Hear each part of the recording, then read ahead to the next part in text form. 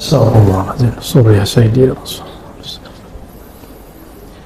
Assalamualaikum warahmatullahi wabarakatuh. Alhamdulillahilladzi amarna bi an nad'uhu bil asma'il husna. Walhamdulillahilladzi ja'alana minal ladzina ajabu da'watahu. Walhamdulillahilladzi ja'alana min ummati sayyidil wujud sayyidil qawnain sayyidina Muhammad. Asyhadu an la ilaha illallah, asyhadu anna Muhammadan abduhu wa rasuluh. Allahumma fassalli wa sallim wa barik ala hadzal nabiyil karim. Amma ba'du, Allahumma iftah lana ya fattah futuhul arifin wa 'allimna ya 'alim ilman yanfa'una. Amin ya rabbal alamin. Saudara yang dirahmati Allah, puji syukur kehadiratnya karena Ia masih mengizinkan namanya mengalir pada lidah kita yang penuh dosa. Alhamdulillah, Allah masih izinkan nama kekasihnya kita ulang-ulang, kita jadikan sebagai wirid, dan itu tiadalah mudah bagi orang-orang kecuali yang Allah bukakan mata hatinya.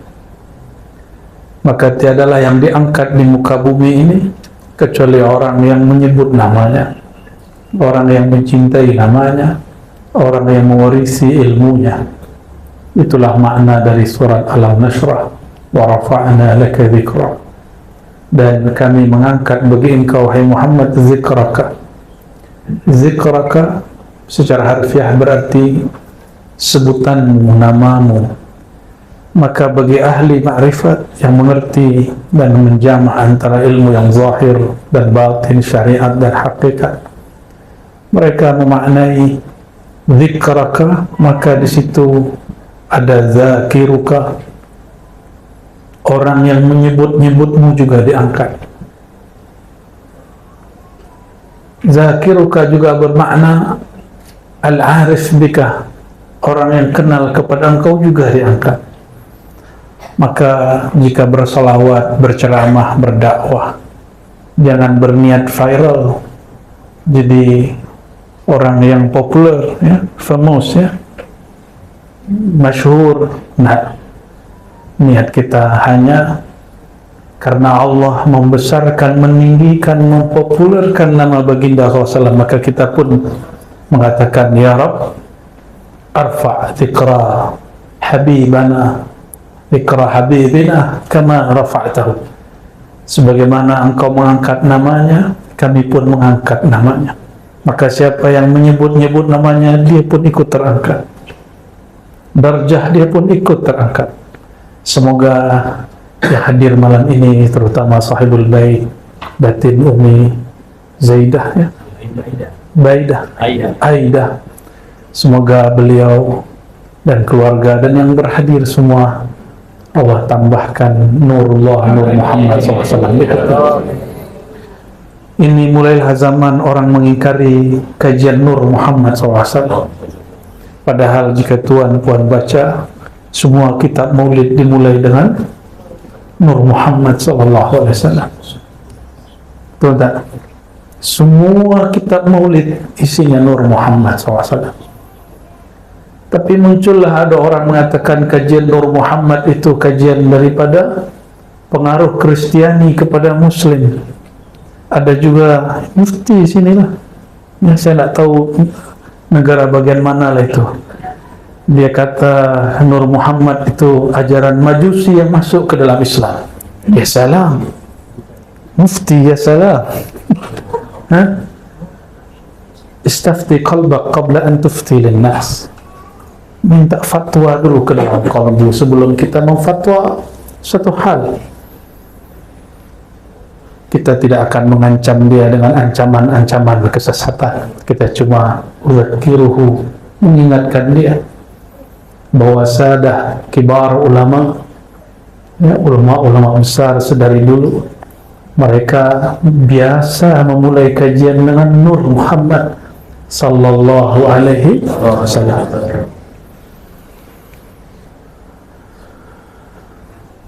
Tapi saya tidak mau bahas Nur Muhammad lah, ramai lagi ya, karena di sini baca Ratibul Attas dan Al-Asmaul Husna.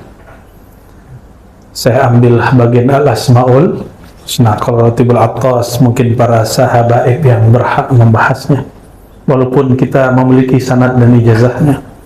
Tapi tarekat saya bukan tarekat Ba'alawiyah, namun saya dapat ijazah mengamalkan wirid-wirid dan auratnya ya, namun suluknya bukan suluk Ba'alawi. Ma'ahtirami nabihim, meskipun saya sangat hormat dengan Sadah Ba'alawiyah. Kenapa? Kullu Ba'alawi syazili, setiap Ba'alawi syazili, dan amalan harian kami syazili. Suluk khalwat kami Naqsyabandi, kajian hakikat kami Syatari, mahabbah kami Ba'alawi. Alhamdulillah Rabbil Alamin. Zikir anfas kami Samani. Ya, kalau dilanjut masih banyak itu. Ya. Al-Asma'ul Husna. Tuan, puan, senangkah dipanggil dengan nama yang bagus? Senang? Senang dipanggil dengan nama yang indah, yang elok? Atau dipanggil dengan nama yang buruk? Mau? Tak nak? Tiada orang yang suka dipanggil dengan nama yang buruk. Walillahil mathalul a'la, dan milik bagi Allah lah perumpamaan yang lebih tinggi, lebih luhur. Jika engkau saja tiada suka dipanggil dengan nama yang biasa, engkau suka dipanggil dengan nama yang luar biasa, nama yang indah dan elok. Itu adalah sifat Allah yang Allah pantulkan, percikkan ke dalam dirimu. Jadi sebenarnya itu sifat Allah. Maka jangan terlalu suka dipuji. Pulangkan pujian kepada yang maha terpuji. Inilah makna Alhamdulillah Rabbil Alamin. Kapan kita boleh terima pujian? Apabila kita melihat sifat Allah lah yang menutupi aib ini, lalu orang melihat sifat Allah meliputi diri, barulah boleh kita menerima pujian. Karena yang terpuji pada hakikatnya Zat yang maha terpuji, Allah Subhanahu wa ta'ala. Dan inilah syukur kita sebagai umat Nabi yang terpuji, Nabi Muhammad SAW. Betapa bingung dan hairannya orang-orang kafir Quraisy, Abu Lahab, Abu Jahal hendak mencaci, tapi orang yang dicaci namanya orang yang terpuji. Muhammad, apa artinya?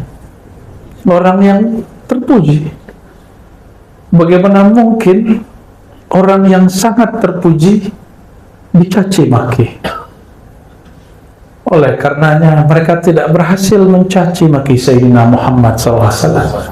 Maka mereka menuduh Sayyidina Muhammad SAW sahirun majnun, penyihir. Tidak puas, sebut lagi majnun, gila. Itulah ya nafsu orang-orang kafir Quraisy. Dan saya bukan memberi ancaman kepada kita, hanya menakut-nakuti diri supaya siap sedia. Siapa saja yang mewarisi nur al-Muhammadi SAW, nur ilmu baginda SAW, maka ia akan juga dicaci. Ia juga akan dituduh sebagai penyihir lagi, gila. Ya. Mungkin Datin Umi ini sudah dituduh gila juga. Gila habaib, gila ulama, tersesat sudahnya. Kawan-kawannya mungkin sudah gila. Ya. Tapi terserahlah mereka. Ya, biarlah kafilah tetap berlalu dan anjing tetap ya menggonggong tuh. Allahumma sholli ala sayyidina Muhammad. Walillahil asmaul husna fad'uuhu biha. Maka milik Allah lah nama yang indah, nama yang elok. Maka semua nama terbaik berpulang kepada Allah Subhanahu wa ta'ala. fad'uuhu biha, maka panggillah Allah dengannya. Apabila saya nih kepada Ustaz, saya panggil hoi, pasti Ustaz tidak mau melirik, betul tak?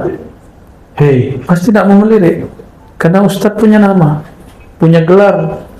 Minimal saya panggil Ustaz. Ya, kalau tak tahu nama panggillah Ustaz, jangan panggil hoi. Hei, fulan. Tidak. Kita pun tidak suka dipanggil bukan dengan nama, apalagi Allah Subhanahu wa ta'ala.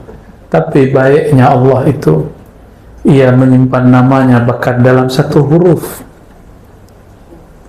Huruf yang paling ringkas tentang nama Allah adalah Hu. Maka kul huwallahu ahad.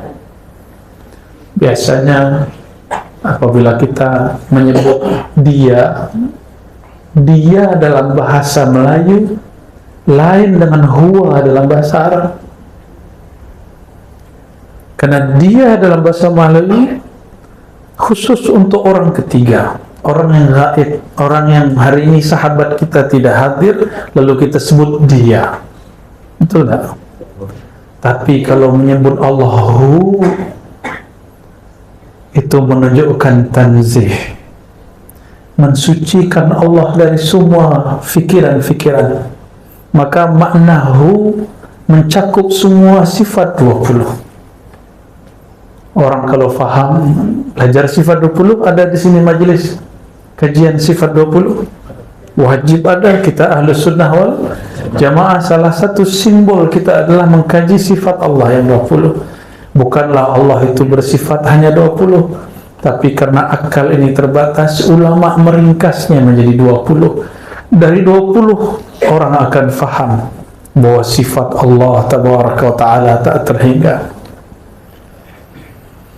Apabila kita berkenalan dengan seseorang ta'aruf, pertama yang ditanya bukan sifat dan tempat tinggalnya, di mana duduknya.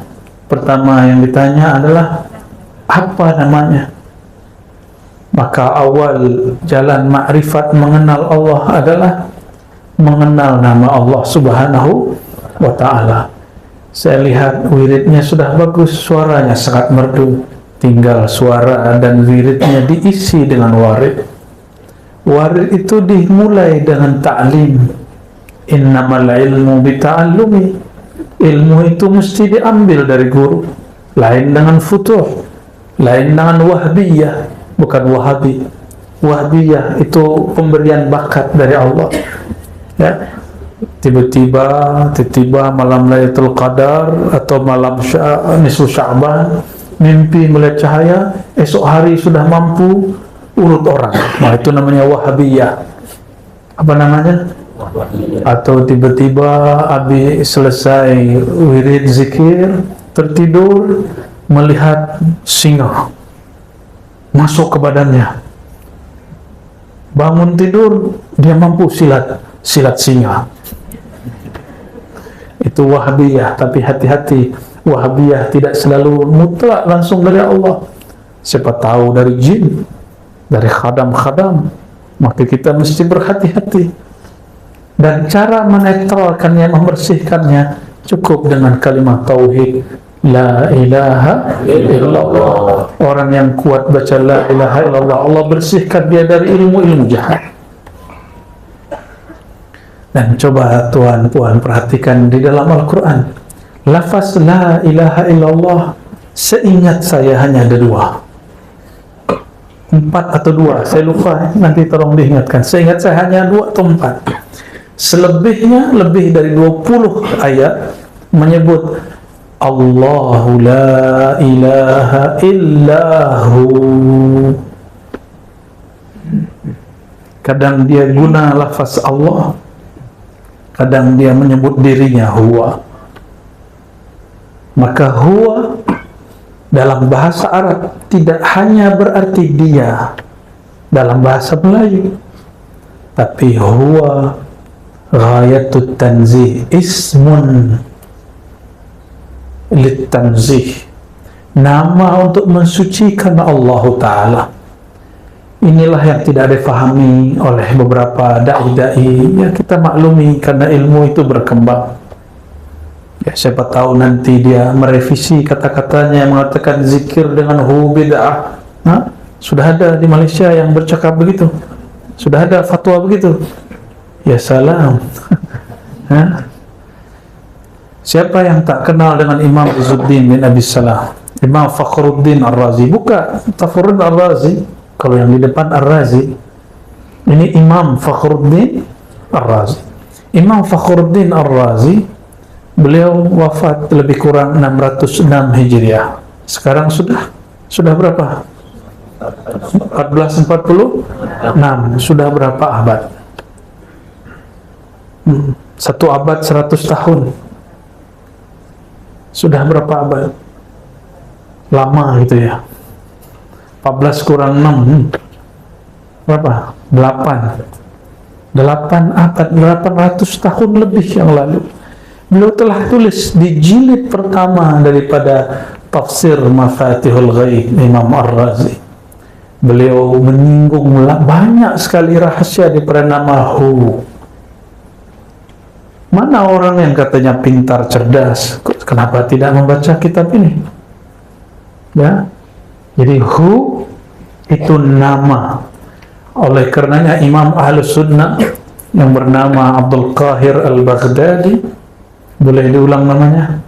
Abdul Qahir punya kitab Usuluddin dan Al-Farqu Bainal Firaq. Apa nama kitabnya? Usuluddin satu, yang kedua Al-Farqu Bainal Firaq, ada lagi yang ketiga Al-Asma' wa Sifat, 3 mujalladat, 3 jilid. Beliau mengatakan Hu ismun min asma'ihil husna. Huwa adalah salah satu nama al-asma'al husna.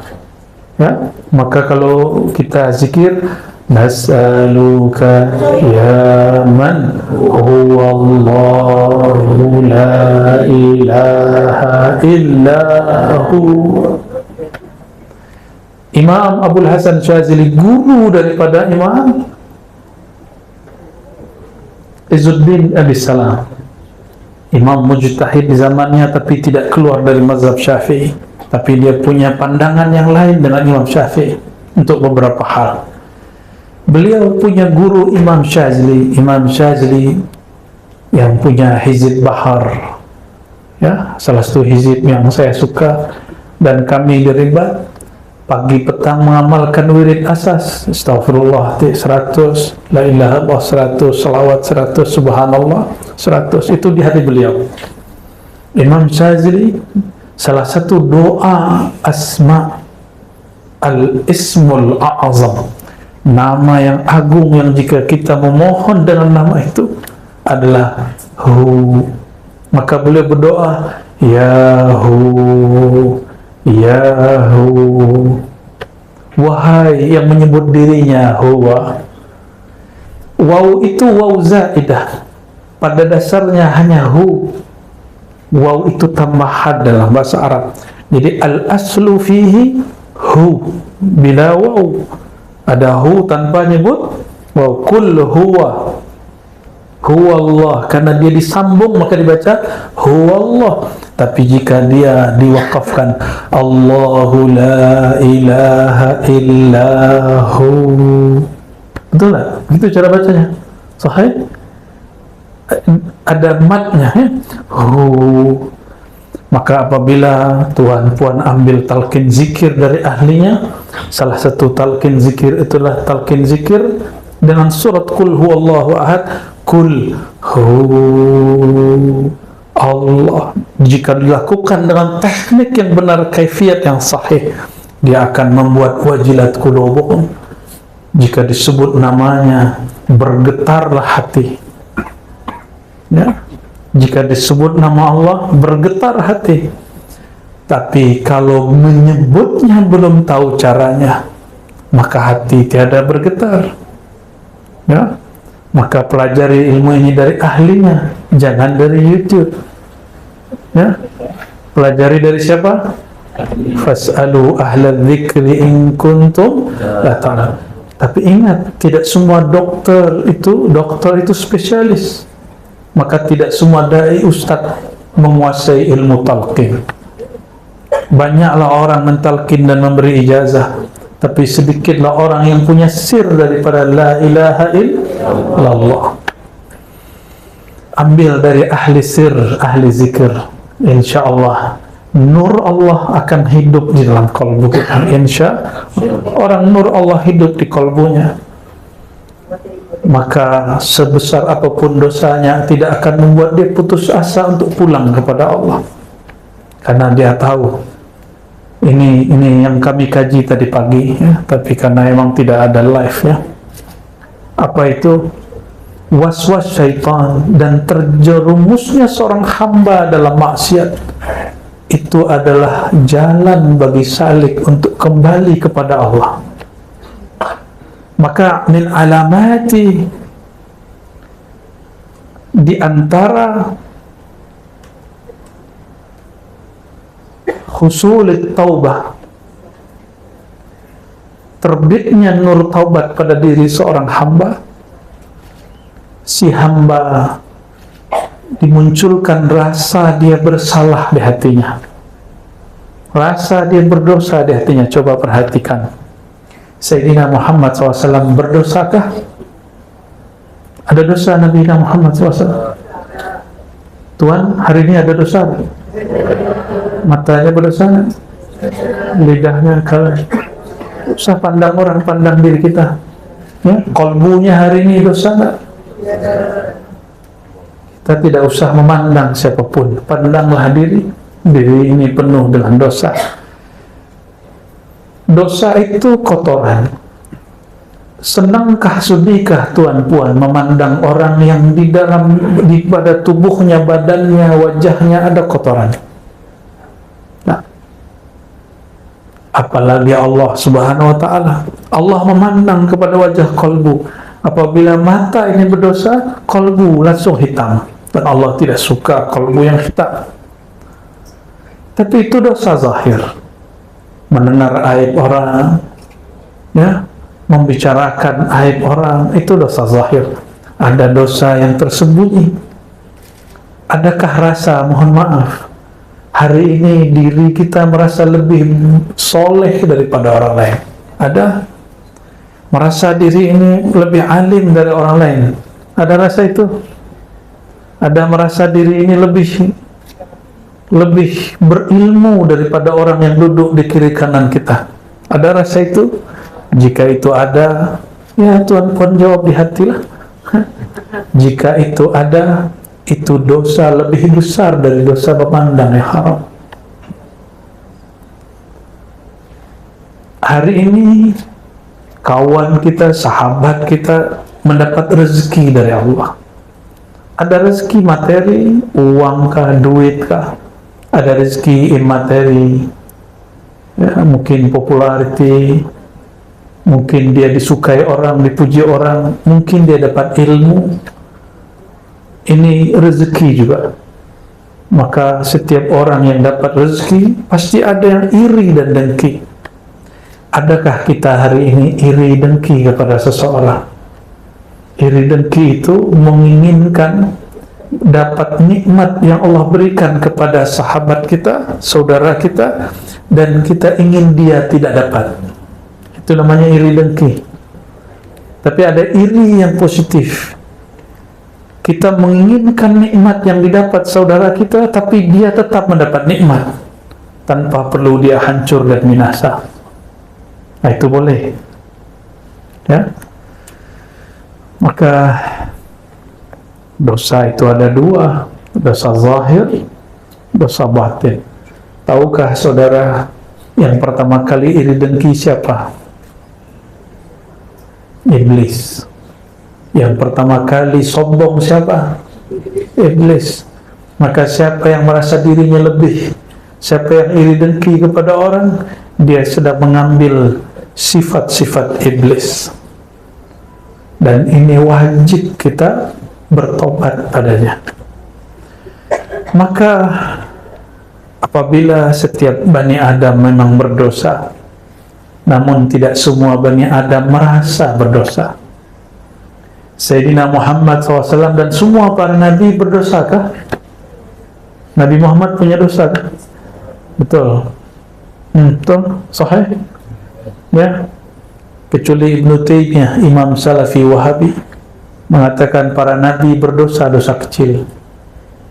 Ini Ibnu Taimiyah, ya, yang disebut oleh kelompok Salafiyah Syekhul Islam. Dia itu tanggung jawab dia di hadapan Allah nanti. Ya, kita tidak ada urusan. Dalam akidah Ahlussunnah yang kita anut, para nabi, terutama Nabi Muhammad SAW, tiadalah ia berdosa. Disebut maksum. Ada namanya maksum. Maksumah, ada punya nama maksumah? Ada, maksum. Ada. Siapa? Suaminya? Arwah. Allahumma salli ala sayyidina Muhammad. Nabiyyina Muhammad SAW. Perhatikan, ada muhim. Ini penting sekali. Nabi kita tidak berdosa, tapi ia merasa berdosa. Saya, kita, tuan-puan hari ini, kita pasti berdosa, tapi kita tidak merasa berdosa. Betul ya? Para nabi alaihimus salatu wassalam memandang dirinya jika melanggar satu adab, maka dia sampai dia wafat dia bertobat kepada Allah Subhanahu wa taala. Sayyidina Ibrahim, dia berbohong 3 kali untuk kebaikan. Sampai nanti di akhirat orang minta syafaatnya, apa kata beliau? Duhai umatku, bukankah aku ini nabi yang berdosa 3 kali berdosa, 3 kali berbohong? Itu para nabi. Para nabi, dia berbuat sesuatu dan dia merasa bersalah di dalamnya. Maka semua para nabi tawwabin. Semua nabi itu ahli taubat. Ingin merasakan nikmat bertuhan, ingin merasakan nikmatnya zikrullah, benar-benarkan, betul-betulkan taubatnya. Apakah kita senang masuk ruangan tapi ruangannya kotor? Masuk masjid suraunya berdebu, apa namanya nih? Tikar apa? Karpetnya sudah kotor, ya, banyak debunya, banyak kotoran-kotoran di dalamnya. Nyamankah? Tidak. Para imam ahli zikrullah, mereka ijma', qalbul mu'min baitullah. Rumah Allah, surau yang hakiki, masjid hakiki, bukan bangunan fisik itu. Karena bangunan fisik itu boleh diubah nanti jadi gereja. Seperti Hagia Sophia, sudah dari gereja jadi masjid, masjid jadi gereja, gereja jadi museum, museum jadi gereja, jadi masjid lagi. Kalau bangunan boleh diubah, tapi kolbu ini tidak boleh dirubah. Ya. Maka ini yang disebut baitullah hakiki. Jika seseorang masuk ke dalam dirinya, di dalam dirinya masih ada noda mata, noda telinga, noda pandangan, pendengaran, noda lisan, noda tangan dan kaki, noda kalbu, maka ia tidak akan lama tahan zikrullah. Dia tidak akan lama tahan dalam baitullah yang ada dalam dirinya. Padahal Sayyidina Muhammad SAW mengatakan dalam hadis yang sahih, idza ra'aita ahadan, ya, jika engkau melihat seseorang, ya, suka datang ke masjid, fashhad lahu bil iman, maka saksikanlah dia benar-benar beriman. Oleh Imam Ghazali dimaknai bukan saja datang ke masjid yang fisik, itu betul, itu zahir iman, tapi iman yang sesungguhnya apabila seseorang dia betah, dia nyaman, dia senang masuk ke dalam baitullah yang ada di dalam dirinya. Maka lihatlah orang-orang dia nyaman, dia suka lama-lama zikrullah, dia sungguh menikmati lama-lama ketika berselawat. Ya, bukan karena suara yang indah saja, tapi karena suara di dalam kolbunya sudah sangat indah. Bukan karena ruangan ini bersih saja, tapi karena ruangan di dalam dirinya bernama kolbu, ruang dan relung kolbunya sudahlah sangat bersih. Oleh karenanya, miftahul walayah at-taubah. Ya, ini kaidah muhimmah, kaidah penting. Pintu dari kewalian menjadi kekasih Allah dimulai dari bab taubat. Apabila kita selesai wudu, apa yang kita baca? Allahumma ja'alni. Tapi orang lupa, ada satu adab yang dilupa, bahwa Nabi SAW memberi doa beragam. Salah satunya syahadat asyhadu an la ilaha illallah wa sallallahu alaihi baru Allahumma ja'alni minat tawabin. Ya Allah, jadikan aku termasuk golongan yang bertaubat. Perhatikan tawabin, waw musyaddad, wawnya ada tasdidnya. Dalam kaidah bahasa Arab disebut dengan mubalaghah. Kalau orang sekali tobat disebut taib, tapi jika dia berulang-ulang tobat disebut tawwab. Kenapa dia berulang-ulang tobat? Karena setiap kali dia tobat, dia merasa dirinya kotor lagi, maka dia tobat lagi. Oleh karenanya, ini saya bukan sedang menyuruh tuan-puan bermaksiat, tapi hendaklah kita selalu merasa punya maksiat. Hendaklah kita selalu merasa punya dosa. Selesai zikir, selesai tobat, kita merasa lagi, ya Allah, hatiku masih ada maksiatnya, masih ada zulumat, kegelapannya. Oleh karenanya, ya, tiada seorang wali yang saya kenali kecuali amalan dia adalah zikir taubah. Zikir taubah, tidak ada timur, barat, Arab, tidak Arab, Habib, tidak Habib, mursyid, tidak mursyid. Wali itu tidak mesti mursyid. Boleh jadi dia mastur, tersembunyi dalam keramaian, ada yang tersembunyi dari keramaian. Amalan wajib mereka mandi taubat, zikir taubat, salat taubat. Nah ini, jadi kenapa kalau zikir sama-sama kuat, tapi zikir sendiri tidak kuat? Karena zikir taubatnya belumlah sempurna. Ya. Allahumma salli ala sayyidina Muhammad. Satu kali Sayyidatuna Rabi'atul Adawiyah, Sayyidat Sufiyah. Jadi sufi, wali Allah tidak hanya laki, tapi juga ada wanita perempuan. Beliau sebagaimana diriwayatkan oleh Imam As-Suhrawardi dalam Awariful Ma'arif, apabila ia beristighfar, bertobat, dia berkalam. Kalam yang wali laki tidak pernah tahu kalimat itu, tapi dia tahu lafaz itu. Apa kata dia?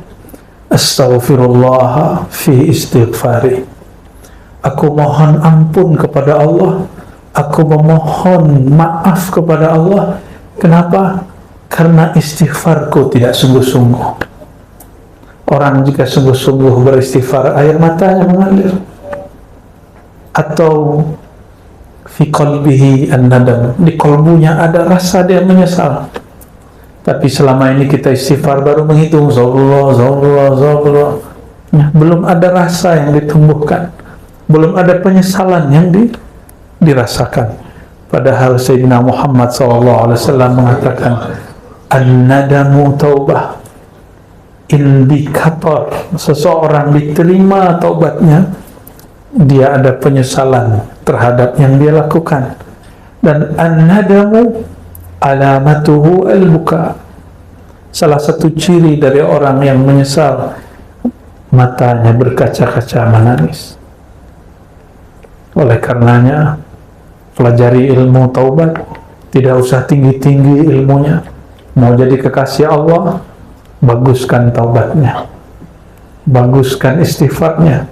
Bukan sekedar memperbanyak angkanya, tapi membaguskan makna saat membaca. Mulai malam ini saya berharap, jika berzikir, zikirlah yang kita faham. Jika sudah ada yang membaca zikir dipimpin guru, ustaz, pelajari apa yang dibaca ustaz. Jangan hanya seperti alat recording. Dia mampu merekam semua yang dia dengar, tapi dia tidak faham. Apa kata Allah SWT? Kal himar yahmilu asfara. Hanya seperti, mohon maaf, keledai himar yang mengangkut lembaran-lembaran ilmu, tapi dia tidak tahu apa yang dia bawa. Saudara-saudariku makan Allah, saya ini juga bukan orang suci. Setiap hari merasa di kolbu saya ada dosa, ada yang masuk, mau tidak mau masuk. Awalnya kita berputus asa, tapi ternyata para masyaikh mengatakan, idza aradallahu ay yarfa'abdahu,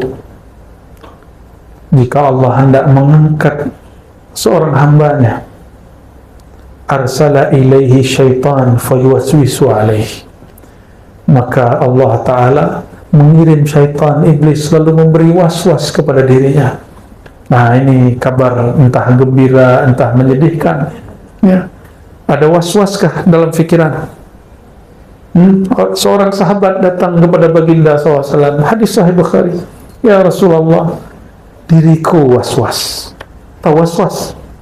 Ada gangguan di pikiran, ragu, ada rasa takut, ada rasa cemas, ada rasa apakah Allah terima aku atau tidak. Ada perasaan-perasaan yang sepertinya kita tidak percaya diri di hadapan Allah SWT. Itu dia. Apa kata Nabi Muhammad SAW menanggapi sahabat yang bertanya ini? Jadi itu sudah ada sejak zaman baginda Nabi Muhammad SAW. Sekelas sahabat-sahabat, level mereka sangatlah tinggi, tapi mereka masih was-was. Apatah lagi kita di zaman yang penuh was-was. Baru buka YouTube, langsung kita yang tadinya tidak mau dapat was-was malah mencari was-was itu. Betul tak? Ya. Katanya tidak mau dapat was-was, tapi kita malah membaca si was-was itu. Minal jinnati wan nas. Kalau was-was dari jin masuk secara gaib, tapi was-was yang zahir, inilah yang lebih berbahaya. Kita baca komennya, baca statusnya, baca kalam-kalamnya, mendengarkan podcastnya. Ya, kita yang mencari ulah, kita cari penyakit sendiri, lalu salahkan orang lain, bahkan menyalahkan Allah. Ya, Allahumma salli ala Sayyidina Muhammad. Maka mengambil ibrah dari Imam Abu Bakar Al-Banani tadi, dan juga Sayyidatus Sufiyah, penghulunya para sufi yang arifah billah, yaitu Sayyidatuna Rabi'atul Adawiyah. Istighfar, kita wajib diistighfarkan. Istighfar kita wajib diistighfar. Kenapa? Kita tidak bersungguh-sungguh dalam beristighfar. Dan Sayyidina Surawardi mengatakan, betapa banyak orang baca istighfar, lidahnya minta ampun, kolbunya tidak. Lidah minta ampun, kolbu tidak. Lidah mengaku, kolbu tidak. Na'udzubillah min dzalik. Hadis yang sering saya baca, innallaha yanzuru ila qulubikum, Allah yang Ia tatap bukanlah lidahmu, bukan suaramu, bukan tasbihmu, yang Dia tatap apa? Kolbumu. Ini bagian terakhir yang mau saya sampaikan. Kalau kita tidak bertemu orang yang kita suka, orang yang penting dalam hidup kita, jika tidak jumpa, pastilah kita membaguskan pakaian yang dilihat. Kalau perlu, puan-puan ini berhias diri, ya, wajahnya pakai apa? Wajahnya pakai cat putih, pakai apa? Kosmetik, bedak, supaya apa? Jika ada kekurangan di wajah ditutup supaya terlihat cantik. Jika laki-laki sebelum dia datang ke majelis dia pakai cleanser ya, supaya terlihat mukanya tidak berminyak, supaya nanti terlihat handsome. Oleh siapa? Oleh orang yang di belakang sana, padahal yang di belakang hanya melihat punggung dan kepala dia.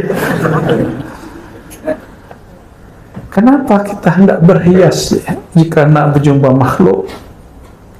Padahal Allah selalu mau jumpa dengan kita, dan ada perjumpaan yang resmi, yaitu waktu kita salat. Ya, yazunnuna annahum mulaqu rabbihim. Salat itu perjumpaan yang resmi. Dan Allah yang ia tatap bukan wajah ini, yang ia tatap wajah qalbu, wajjahtu wajhiya lilladzi fatara as-samawati wal ard. Aku hadapkan wajah qalbuku kepada pencipta langit dan bumi, pencipta qalbu ini. Maka jika hendak bertemu Allah Ta'ala, bersihkan wajah qalbu, berilah hiasan yang layak baginya, sehingga Allah yang maha memandang suka dan senang memandangnya. Apa tanda Allah suka memandangnya? Kita pun senang memandang qalbu kita. Walladzi anzala as-sakinata fi qulubil mu'minin, surat Al-Fat. Dialah yang menurunkan sakinah, rasa tenang, rasa nyaman kepada qalbu orang yang beriman. Turunnya ke dalam qalbu, bukan kepada wajah, bukan kepada otak. Awal kita kenal orang, kita pandang fisiknya, lama-lama kita pandang isi kepalanya, lama-lama kita pandang isi kalbunya. Betul tak? Sahabat yang paling disuka, apakah sahabat yang wajahnya paling bagus, paling elok, atau yang hatinya paling elok? Senangkah dengan orang otak dia bagus, fikiran dia, brandnya minda dia luar biasa, tapi kalbunya sombong? Suka dengan orang begitu? Kita lebih senang ya wajahnya ya lumayanlah, lumayan buruk, otak dia, minda dia lumayan dhaif, ya dhaif atau dhaif, ya lemah, tapi kalbu dia tidak menyimpan busuk hati. Kita suka berteman dengan orang begitu, betul tak? Kita nyaman jika berjumpa dengan orang begitu. Itu masalul a'la. Ini perumpamaan yang lebih tinggi.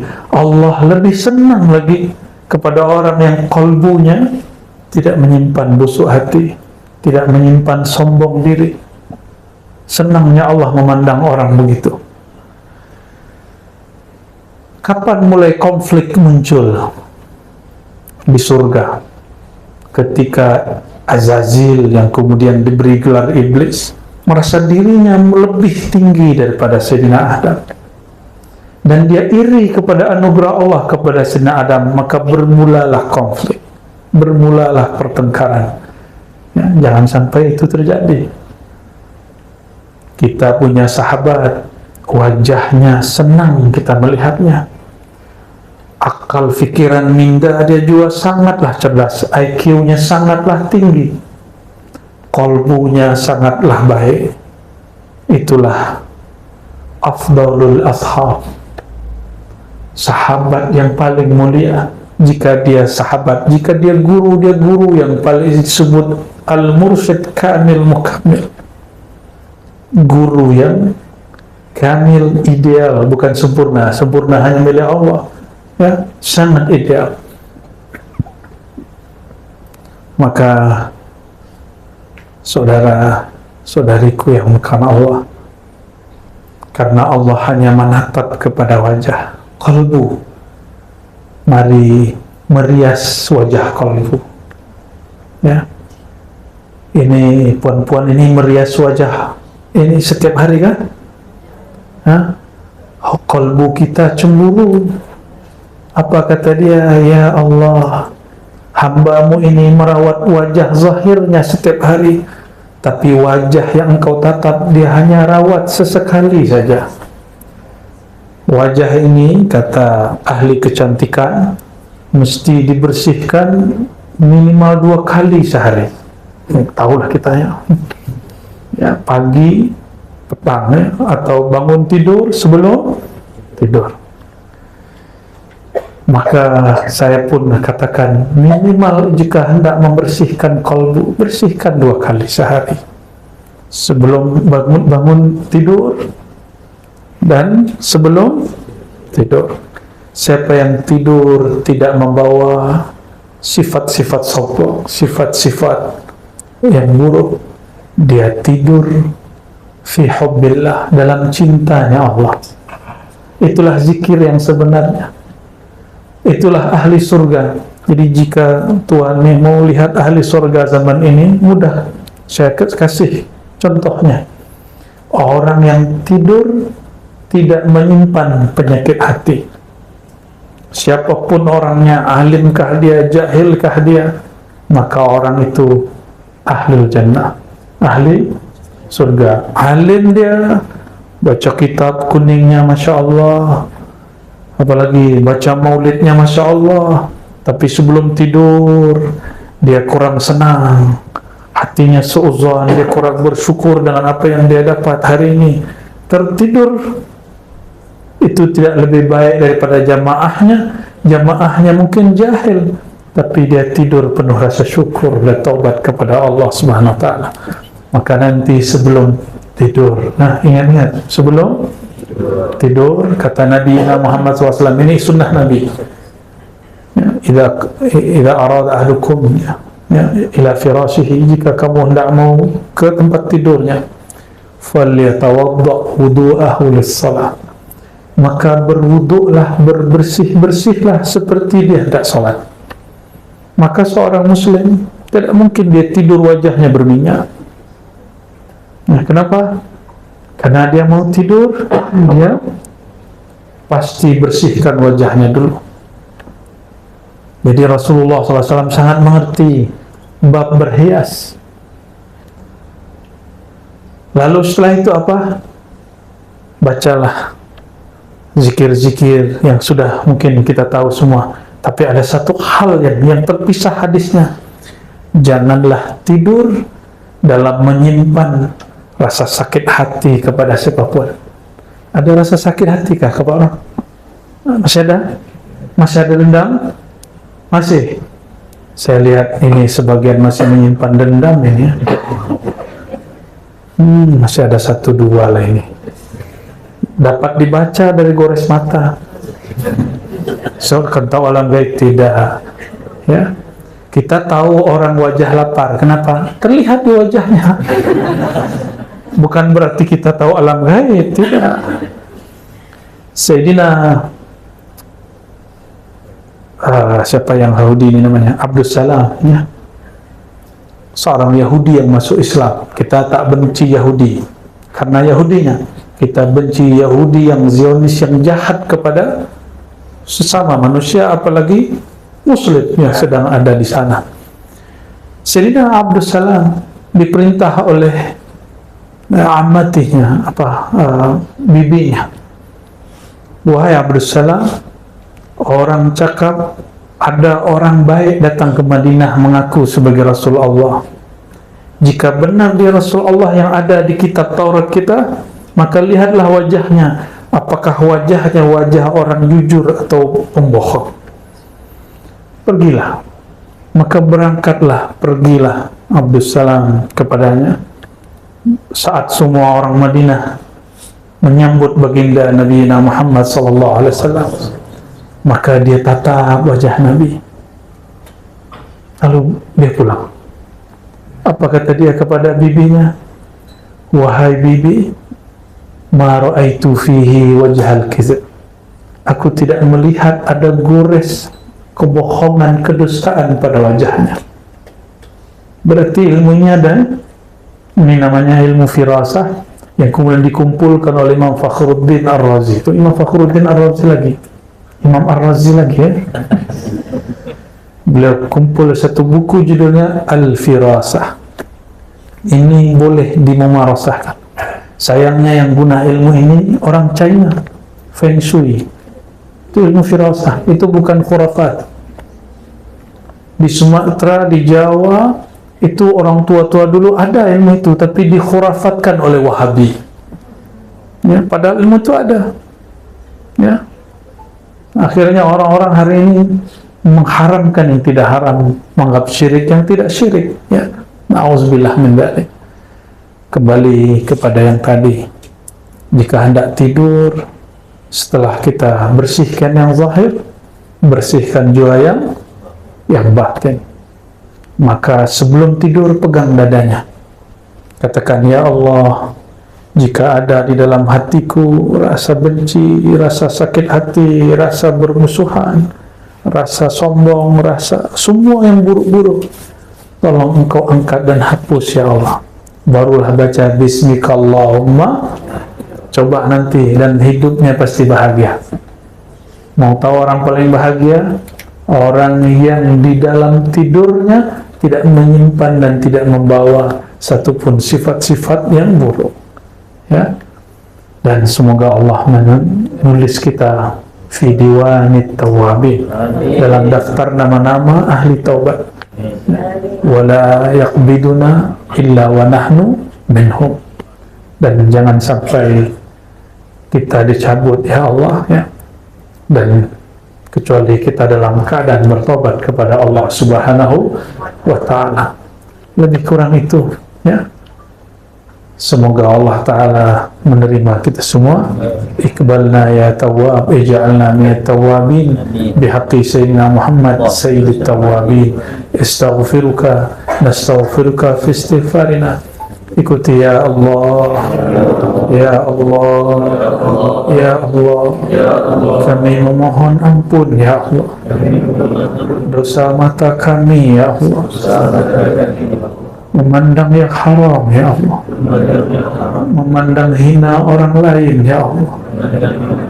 Ampunkan dosa pandangan kami ya Allah, dosa pendengaran kami ya Allah, dosa lisan menyakiti sahabat kami ya Allah, dosa kolbu ya Allah, dosa sombong ya Allah, dosa angkuh ya Allah, dosa iri dengki ya Allah, dosa lalai mengingat Engkau ya Allah. Allahumma ya Allah, tahhir qulubana, bersihkan kalbu kami, bersihkan hati kami dari semua penyakit-penyakit hati, sembuhkan jiwa kami dari semua penyakit-penyakit kerohanian. Allahumma ya Allah, la taqbidna, jangan Engkau menjemput nyawa kami, illa wa naqulu la ilaha illallah, kecuali Engkau takdirkan kami membaca la ilaha illallah Muhammadur Rasulullah. Allahumma ja'alna minat tawabin, Allahumma ja'alna minat tawabin, Allahumma aktubna fi diwanit tawabin.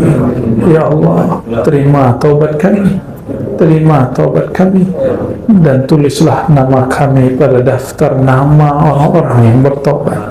Amin ya rabbal alamin. Rabbana atina fid dunya hasanah wa fil akhirati hasanah wa qina adzaban nar. Ikuti ya Allah, ya Allah, ya Allah, ya Tawwab, ya Tawwab, ya Tawwab, tub alaina bihaqqi nabiyyina Muhammad sallallahu alaihi wasallam, walhamdulillahi rabbil alamin. Al-Fatihah.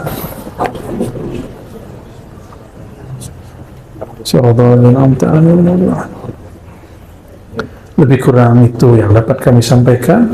Mohon maaf salah kurangnya.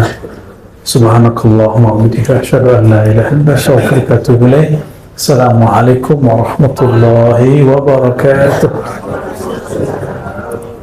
Ya.